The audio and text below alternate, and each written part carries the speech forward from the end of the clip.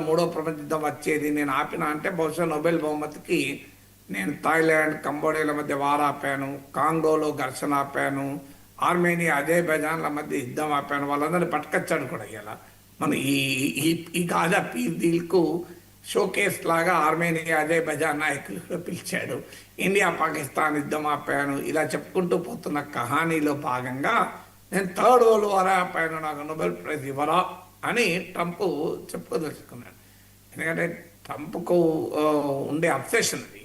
కానీ అసలు Israel Arab war పాలస్తీనా issue పైన ఇజ్రాయెల్కు పాలస్తీనాకు ఇజ్రాయెల్కు అరబ్ దేశాలకు మధ్య యుద్ధాల వల్ల థర్డ్ వరల్డ్ వార్ వచ్చుంటే ఎప్పుడో రావాలి కదా. ఇదేమి ఇవాళ కొత్తగా వచ్చిన ఇష్యూ కాదు. లాస్ట్ 80 ఏళ్ళుగా నలుగుతున్న ఇష్యూ. 80 ఏళ్ళు. ఇప్పటికి పోనీ ఏమైనా పరిష్కారం దొరికిందా అంటే పరిష్కారం ఏమి దొరకలే. ఇప్పుడు యుద్ధం ఆగింది, ముగియలేదు.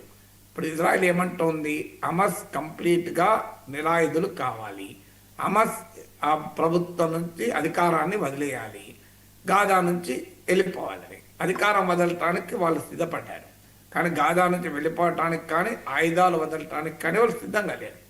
ఇజ్రాయెల్ కంప్లీట్ అక్యుపేషన్ ఆపేసి ఒక ప్రత్యేక పాలస్తీనా దేశం ఏర్పడితే దాకా మా పోరాటం సాగుతుంది అని చెప్తున్నారు. సో మరి ఎక్కడ మిగిలిన ప్రత్యేక పాలస్తీనా దేశాన్ని ఎట్టి పరిస్థితుల్లో అంగీకరించమని నెతన్యాహు అంటున్నాడు. సో పరిష్కారం ఎక్కడ జరిగింది? సో ఇప్పుడు